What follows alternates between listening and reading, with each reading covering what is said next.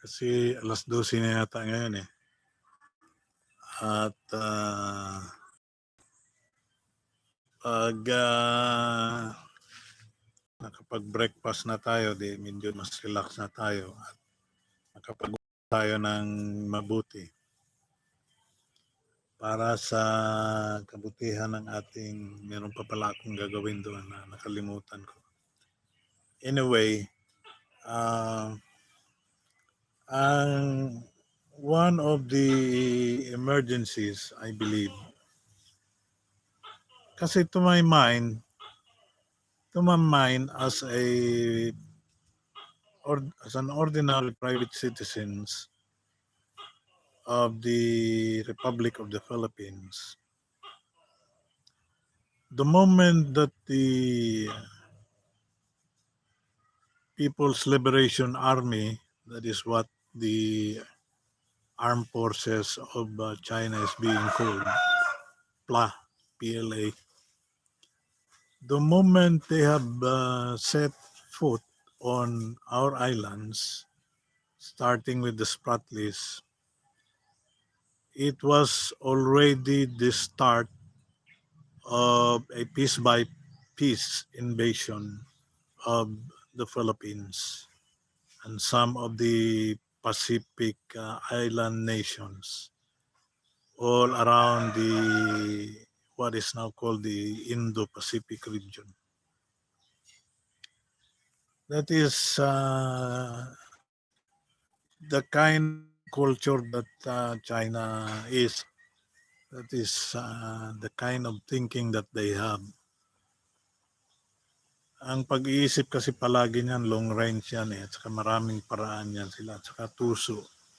And they are deceptive.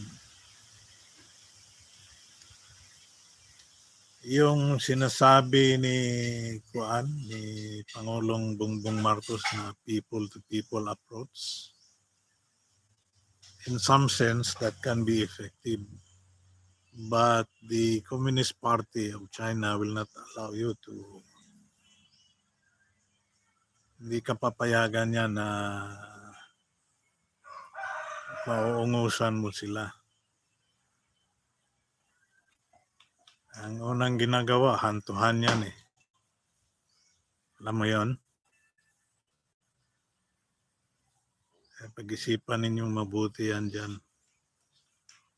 Give us a government that we can really trust because we are in these times of emergency. Tayo mga Pilipino ay pa-relax lang. Kaya tayo dahan-dahan tayong nilalamo ng madragon na yan. So the moment they have set their foot on our islands, kahit sabihin nila na magpapahinga lang muna sila dyan, they have already invaded the Philippines piece by piece. That's why, to my mind, the visiting forces agreement is already on stage. That should have been the spark of the implementation of that agreement.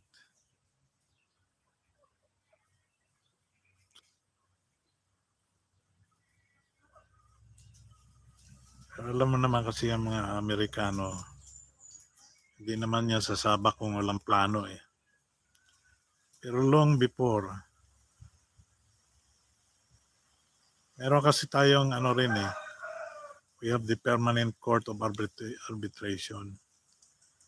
They have that kind of International Court of Arbitration in Hague, the Netherlands, in Europe, to impose justice in a worldwide scale. Kasi nga, kung wala tayong sinusunod na batas, kagaya ng hindi pagre-respeto ng mga inchik dyan, sa batas na yan, the Permanent Court of Arbitration, magulo ang mundo eh. That's why the Americans and the truly peace-loving multinational forces globally would really want to impose a certain degree of good international behavior. Because if we do not have that, then I don't see a world, our children, our grandchildren, living in peace and harmony, and freedom and democracy. Sa atin naman ngayon, ayusin na talaga natin yan. Kasi ang dali nating i-bribe, ang dali nating mauto. Kasi nga, ano lang din eh, ang dinidyos lang din, pera eh. Ganun lang din. Yung pag-iisip, makitid lang din. Paano yung mga kabataan natin? Hindi natin iniisip yan ngayon. Kaya iniisip natin, puro lang gara-gara. Hindi pwede yan. Hindi pwedeng tayo lang ngayon ang mabuhay ng matiwasay tapos iiwanan natin ang mga anak natin ng nakakakilabot na problema. Sipin mo yung behavior ng mga inchik dyan sa West Philippine Sea at saka sa ibang Pacific region. Sipin mo behavior nila. Hindi ba magre-react ang mga Amerikano niyan na multinational forces? Kung ganon ang pinapakita nila, paraan nila, gusto nilang maghari sa mundo. Ganon ang gagawin nila. No siree.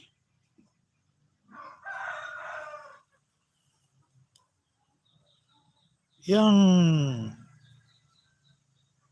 20 na offshore patrol vessels ng ating Philippine Coast Guard, kulang pa nga yan eh.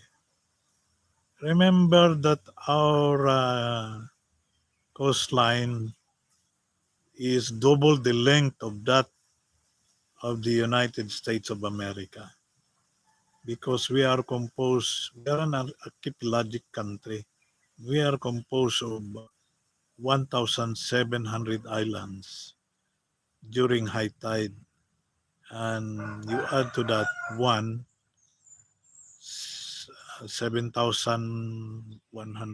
islands or 1,000.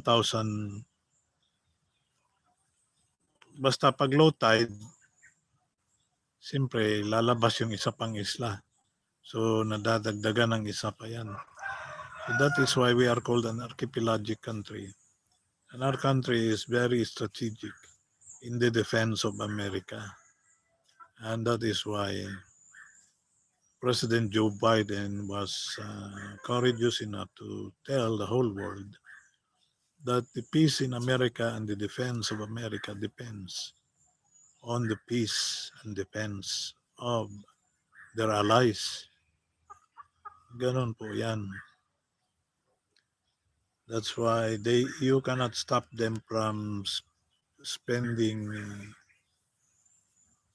what 12% of their gross domestic product, 12% of their income for the maintenance of their military build-up or military organization.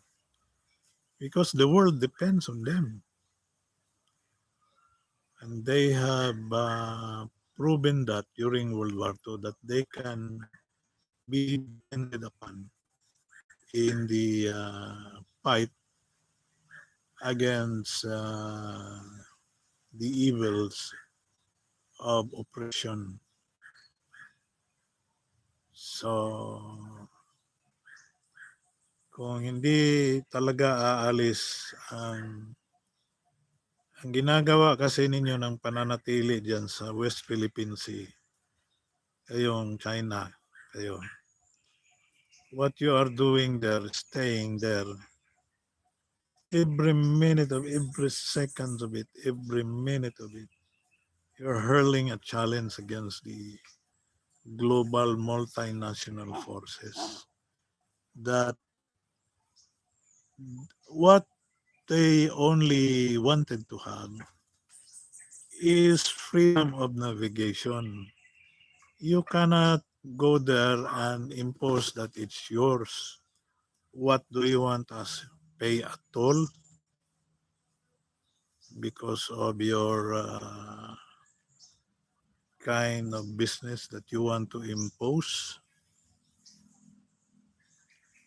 Pwede yan. May kada kada sea lanes, in every sea lanes, there ought to be an international maritime road.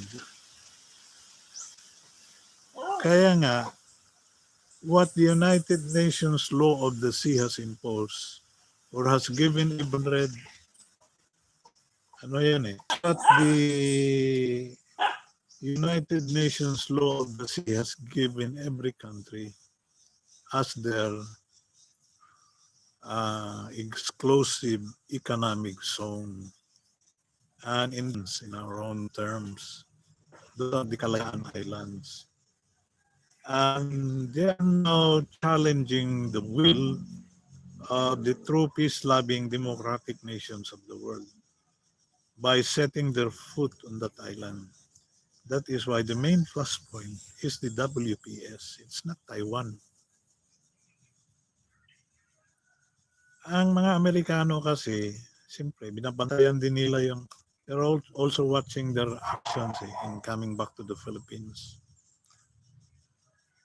So, they want to set up 4 more enhanced defense cooperation agreement in northern Luzon. And considering that there is only one in Palawan, I could sense that that should be the biggest of their military installation, even if it is only one. Kaya mga senador dyan na huwag kayo kaagad mag-react dyan dahil huwag ninyong bubuyawan yung general natin.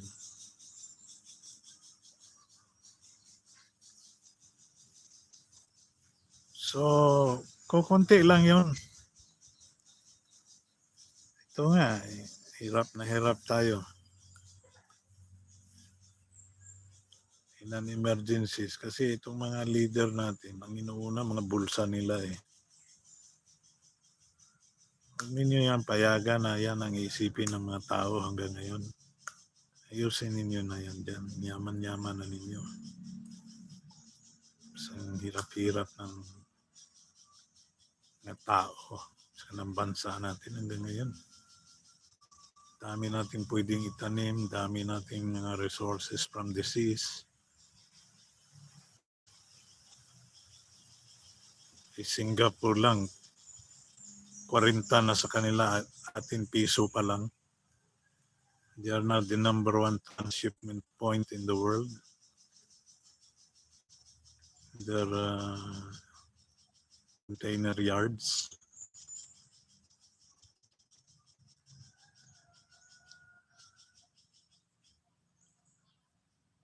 So,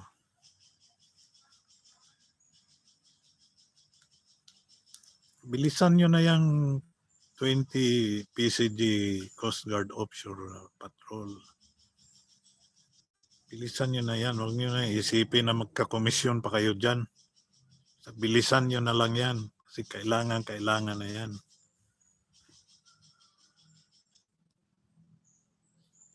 Puro lang kayo.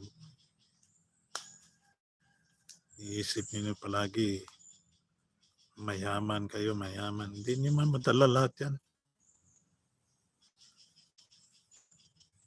Lalo na pinapahirapan ninyo ang mga tao sa ginagawa ninyo dyan. Madala ninyo yan.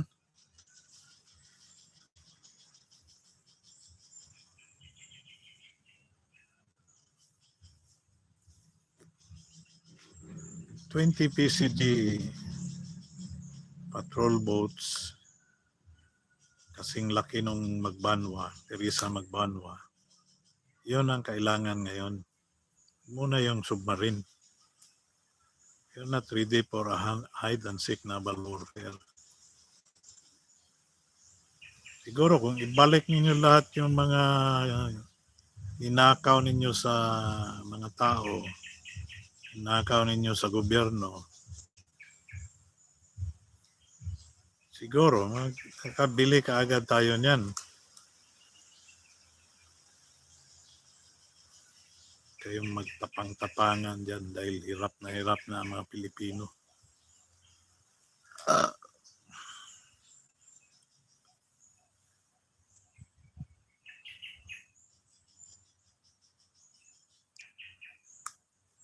Righteousness exalts a nation, and sin is a reproach to any people. Believe you me, Gao.